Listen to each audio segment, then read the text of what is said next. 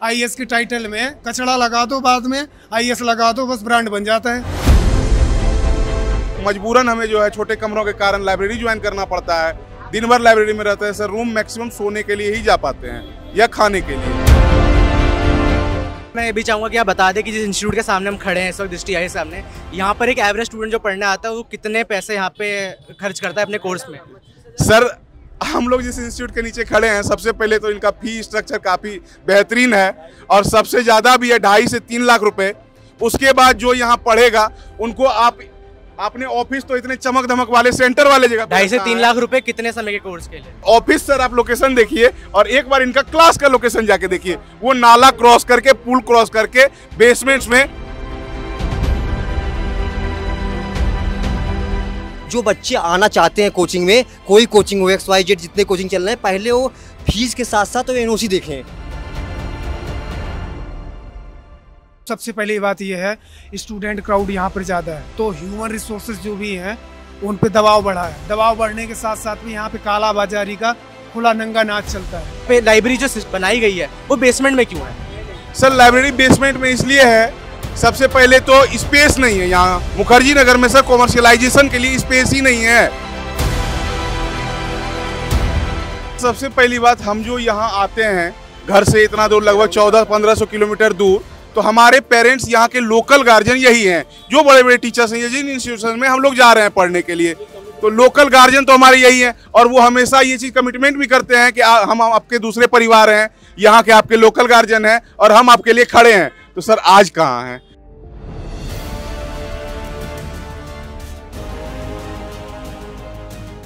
मैं चाहूँगा कि एक बार पूरा इलाका जो ऊपर का ही है एक बार पैन करके बताएं। जो पूरा एरिया मेरे को ऊपर दिख रहा है, यहाँ पर अगर बारिश होती होगी और मैं नीचे देख पा रहा हूँ यहाँ पे कोई भी एक ऐसी ड्रेन नहीं है या कुछ पूरे इलाके में कोई नाली वाली नहीं है। हर कितनी कोचिंग क्लास चलती है और एक समय पे कितने बच्चे पढ़ते होंगे आप? मैं अमूमन कह रहा हूँ, मेरे पास में एग्जैक्ट फिगर नहीं है, अमूमन बता रहा हूँ कि लगभग 3-3 घंटे की शिफ्ट में 6 क्लासें चलती हैं और 500 प्लस स्टूडेंट एक बैच में निकलता है। दृष्टि में आप एनरोल्ड हैं, क्या दिक्कत आई है? कोई दिक्कत नहीं है, तो कोई दिक्कत नहीं है। बेसमेंट में क्लासेस चल रही थी, अब तो बताया जा रहा है इलीगल है, इलीगल की वजह से बंद भी कर दी गई है, छुट्टी चल रही है। उनके फैमिली के 5 करोड़ रुपया मुआवजा देना चाहिए, मिनिमम 5 करोड़ रुपया रॉ वाइज को पर बच्चा को देना चाहिए। 10 लाख रुपए की भी बात? वो भीख है क्या? भीख है।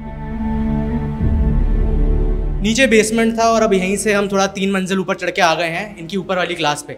यहाँ पर क्योंकि अब इंस्टीट्यूट पे ताला लगाया गया है, यहाँ पे इसको थोड़ा सील कर दिया गया है, तो यहाँ पर भी 3 ताले लग गए हैं। लेकिन मैं आपको बता दूँ यहाँ ऊपर आते वक्त भी थोड़ा ब्रेथलेसनेस हमें भी महसूस हो रही थी, क्योंकि आवाज़ भी गूंज रही है, थोड़ा एरिया वैसे ही थोड़ा छोटा है, गर्मी का मौसम है और वेंटिलेशन के हालात में आपको दिखा दूँ। एक यहाँ पर बड़ा पंखा है और एक सीधा मेरे कैमरा पर्सन के सिर के ऊपर एक पंखा है, जो एक यहाँ पे पंखा लगा रखा है। इसकी वेंटिलेशन अब देखिए क्लासरूम के अंदर पंखा होगा या नहीं ये नहीं पता, लेकिन बाहर वेंटिलेशन के हिसाब से बहुत अनईजी सिचुएशन है। और अगर मान लीजिए यहाँ से एक समय पे अगर 50-60 बच्चे एक संग बैठते होंगे, एक वक्त पे क्लास चलती होगी और बैचों में चलती होगी, कुछ बच्चे ऊपर आ रहे हैं, एक दूसरा बैच नीचे जा रहा है, तो हालात कितने मुश्किल होंगे वो आप समझ सकते हैं।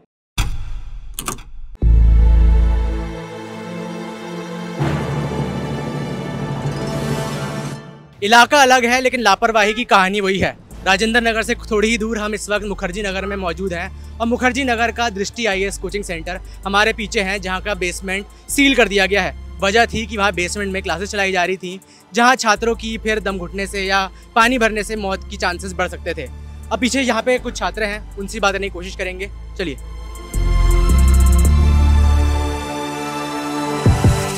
ये दफ्तर है जहाँ पर एडमिशन ले नए छात्र आते होंगे, जो सील हुआ है, लेकिन जो बेसमेंट में जो क्लासेस चलती हैं वो अलग है। जो सर ये लोकेशन आप शूट कीजिए और एक बार जाके आप वो लोकेशन भी शूट कीजिएगा, उनकी क्लासेस क्या है, बिल्कुल उसकी बिल्डिंग की स्थिति कैसी है सर। जर्जर स्थिति में बिल्डिंग है।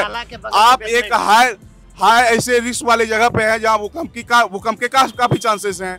अगर जो भी पर्यावरण जान रहा है उनको पता है कि वहाँ पे इस एरिया में भूकंप के कितने चांस। अब जब रिस्क की बात कर रहे हैं तो मैं चाहूंगा कि मेरे कैमरा पर्सन कैफ यहाँ पर ये तारों का जंजाल दिखाएं।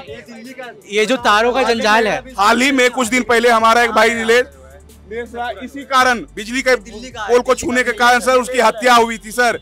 कहीं पर भी ये मैं बता दूं बिल्कुल, कहीं पर भी इस तरह की अगर बिजली की तारें रहती हैं, अगर लूज केबल्स अगर यहाँ पे रहती है, तो बारिश के मौसम में बिल्कुल जानलेवा हो सकता है। मैं बिल्कुल मानता हूँ ये भी। यहाँ कुछ नहीं है सर, एक बार सर घूमिए तो आप बाहर कॉलोनीज वगैरह में जाइए, जो बंद सकड़ी गलियां हैं यहाँ की, जिस हालात में हम लोग रहते हैं वहां जाइए सर। अगर ऊपर आप सेकंड या थर्ड फ्लोर पे चढ़ जाइएगा, आपको तार के कारण नीचे दिखाई नहीं देगा प्रॉपर। आप एक पेपर भी फेंकिएगा ना, वो चांसेस ही नहीं है कि वो नीचे आ जाए।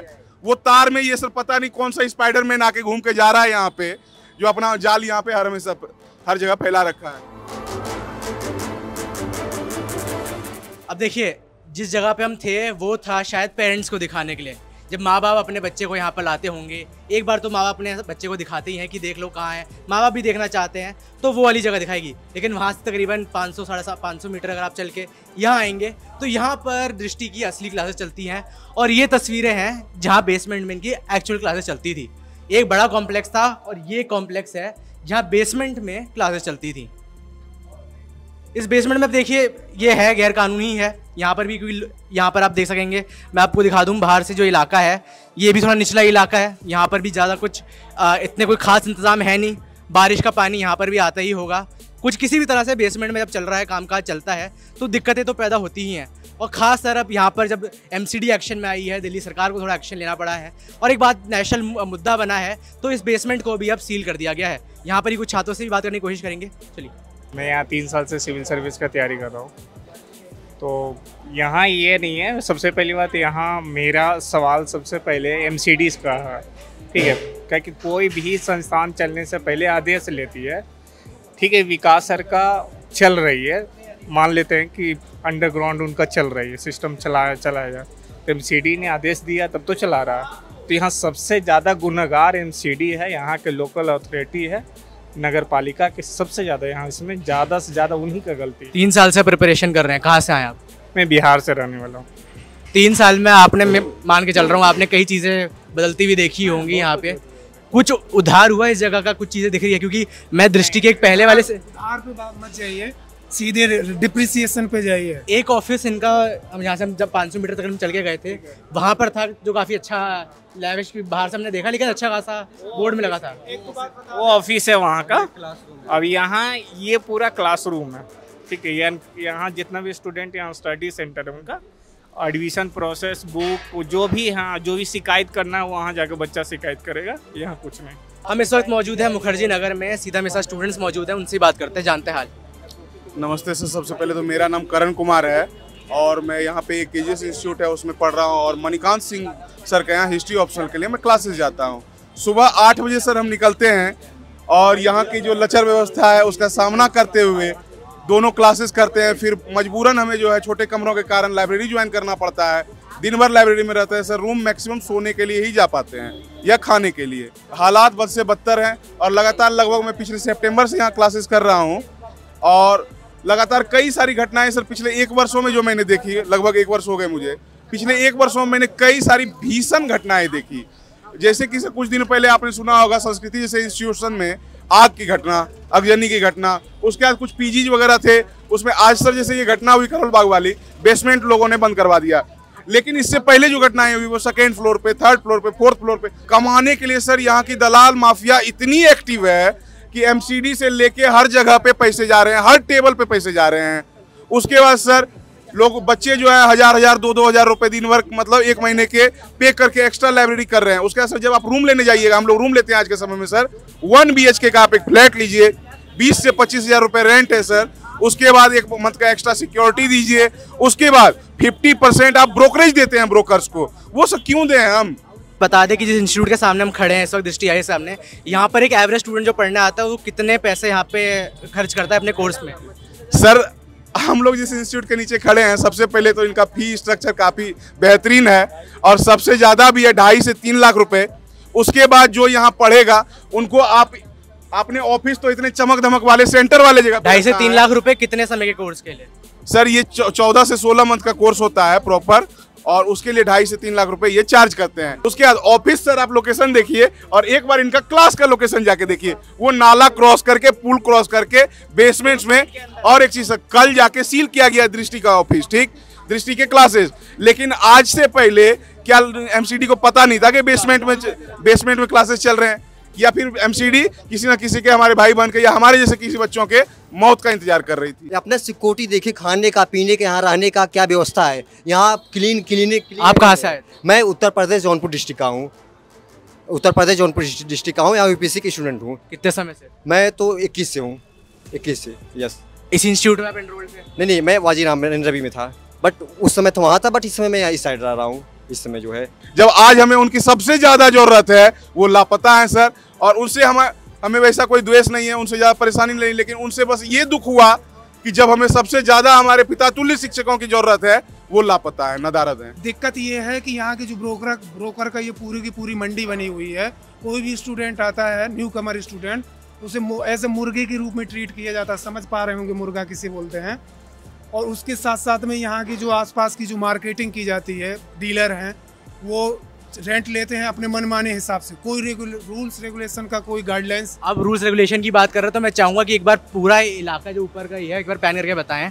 जो पूरा एरिया मेरे को ऊपर दिख रहा है, यहाँ पर अगर बारिश होती होगी और मैं नीचे देख पा रहा हूँ, यहाँ पे कोई भी एक ऐसी ड्रेन नहीं है या कुछ पूरे इलाके में कोई नाली वाली नहीं है।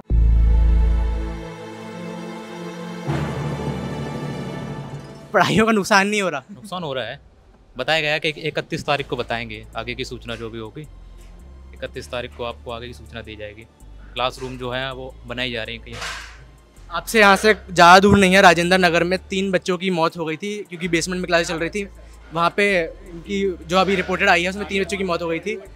उनके वजह से वहाँ पे 3 बच्चों की मौत हो गई थी। उसकी वजह से अब एक नेशन वाइड हर जगह में, खासकर तो दिल्ली में, इन सब इलाकों में एक मुहिम सी चलाई जा रही है। उसकी वजह से दृष्टि उसके शिकार हुई है कि बेसमेंट में क्लास बंद कर दी गई हैं। उससे आपको फ़र्क नहीं पड़ा? फ़र्क तो पड़ा। जब क्लासेस नहीं चल रही तो पढ़ाई का नुकसान हो रहा है, बहुत ज़्यादा नुकसान हो रहा है पढ़ाई का। दृष्टि में बहुत सी ऐसी, पिछले साल ये संस्कृति की बिल्डिंग में आग लगी थी, तो दृष्टि ने भी अपनी कोचिंग के सारे ब्रोशर बोलते हैं जिसे, वो विवरण पुस्तिका में सारी रिवाइज्ड रूल्स रेगुलेशन को रिवाइज किया था और एक वीडियो बना के डाला हुआ था। तो ये मैं कह सकता हूँ कि दृष्टि अवेयर तो है, कई मामलों में क्राइटेरिया फुलफिल कर रही है, लेकिन सबसे बड़ा लूप होल ये आ गया कि बेसमेंट में चलती हुई लाइब्रेरी में 3 लड़कों की कैजुअलिटी हुई, 3 छात्र अपनी जान से गए। उसका सबसे बड़ा लूप होल यहाँ पे ये दृष्टि पे दिखता है कि आपने बेसमेंट में क्लासेस चला रहे थे। ये सबसे बड़ा एक मेजर पॉइंट जो उनकी तरफ से उनको वीक जोन में डाल रहा है। नहीं, दृष्टि, मुझे नहीं लगता है कि दृष्टि इतनी केयरलेस संस्था है, ऐसे तो नहीं है। मुझे उनका डेटा जहाँ तक पता चल रहा है कि अभी से लेकर जब तक उसको फाउंडेड किया गया था 2.5-3 लाख स्टूडेंट को वो निकाल चुकी होगी एनरोल करके, उनके डेटा के अकॉर्डिंग में जहाँ तक जानकारी है। जहाँ से हमने शुरुआत की थी हम वहीं पर आ गए हैं। हिंदी में एक कहावत है, हाथी के दांत दिखाने के अलग और खाने के अलग।